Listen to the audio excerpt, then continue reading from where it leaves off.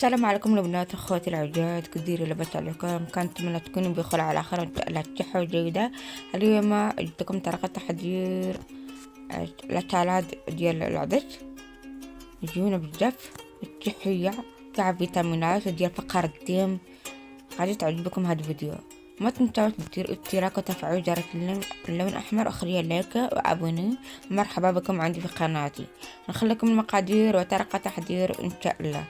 تبعوا معنا من الأول حتى الآخر.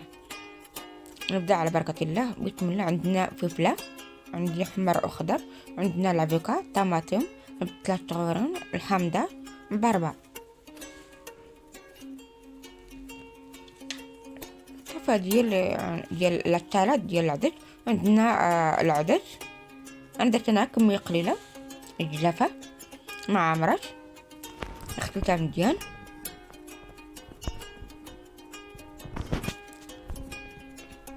تعرفوا غنخليكم المقادير مكتوبة العربية.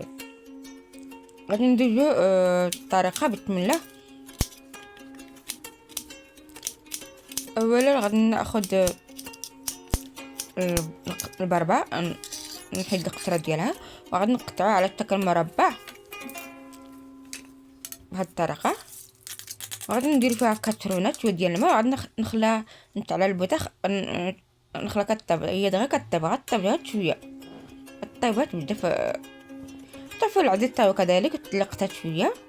هي البربة مسلوقة. عندنا عطر اللحم، جيت العود، لافيكا قطعتها، الفلفلة درتها مشوية في البوطة، والطماطم قطعتهم.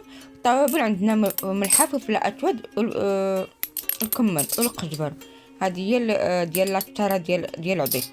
صافي درنا. غادي ناخذ الجلافة، درنا عدس مسلوقة والبربطة مسلوق والفلفلة مشوية اخضر احمر، لافيكا قطعتها على شكل مربع، الطماطم والبصلة قطعتها صغيرين، وقزبر.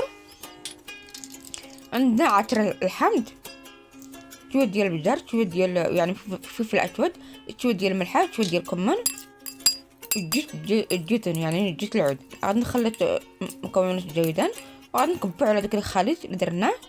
يا ساهله، ما فيهاش مكونات بزاف البنات. ديروها وليداتكم، ديال فيها فيتامينات، فقر الدم، فيها كل شيء. صافي كتحركها وكديرها في الجلافه وكتاكلهم. وكدير شويه ديال زيت العود فوق منها ولا عطر الحمض، المهم على حسب الذوق ديالكم. صافي هذه هي الوصفه ديال الأكلات ديال العدس. فيها لافيكا وداكشي. وريتكم المكونات ديالها، عفات بزاف.